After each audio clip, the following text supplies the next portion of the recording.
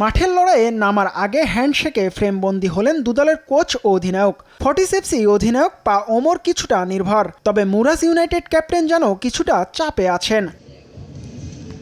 প্রথমবারের মতো AFC challenge লিগে খেলতে নামবে বাংলাদেশি ক্লাব ফর্টিস এফসি। প্রতিপক্ষ কিরগিজস্তানের মুরাস ইউনাইটেড বেশ শক্তিশালী ক্লাব, তবে ঘরের মাঠে ম্যাচ হওয়ায় কিছুটা এগিয়ে থেকেই নামবে। চেনা কন্ডিশন আর দর্শক সমর্থন কাজে লাগিয়ে ম্যাচ বের করে আনতে চান ফর্টিস কোচ ও ক্যাপ্টেন।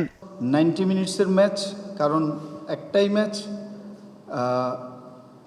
এই সুবিধাটুকু হোম মাঠে আমরা পর্যাপ্তভাবে যদি আমরা নিতে পারি, আমরা ট্রাই করব। হার্ট অ্যান্ড সোল, প্লেয়াররাও রেডি। ইনশাল্লাহ আমরা ভালো খেলে এই ম্যাচ জিতে নেক্সট পর্বে খেলার জন্য এগিয়ে যাব।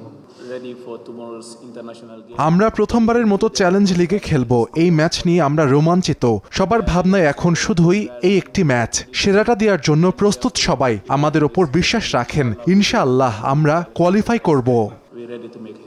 বসুন্ধরা কিংস ও আবাহনীর ওপর ফিফার নিষেধাজ্ঞা থাকায় চ্যালেঞ্জ লিগে সুযোগ মিলেছে ফর্টিসের। আন্তর্জাতিক মঞ্চে চমক দেখাতে দেশিদের সঙ্গে এক ঝাঁক বিদেশি ফুটবলার দলে টেনেছে তারা।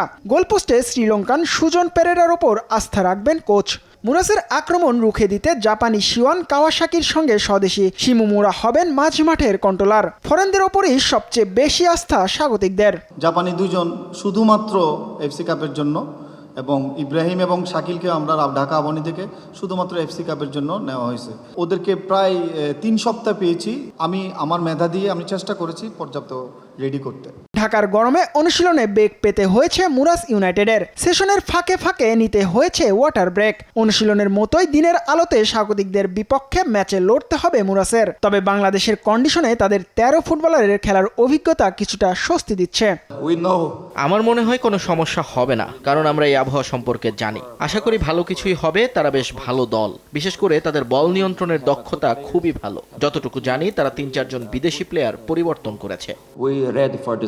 এই মুরাস ইউনাইটেডের বিপক্ষে গত মৌসুমে 2-0 গোলে হেরে এফসি চ্যালেঞ্জ লিগের প্রিলিমিনারি রাউন্ড থেকে বিদায় নিয়েছিল আবাহনী। তাই আকাশী নীলদের হয়ে প্রতিশোধের দায়িত্বটা থাকছে ফর্টিসের কাঁধে। সেই দায়িত্বটা কতটুকু পূরণ করতে পারে তারা, সেটাই এখন দেখার পালা।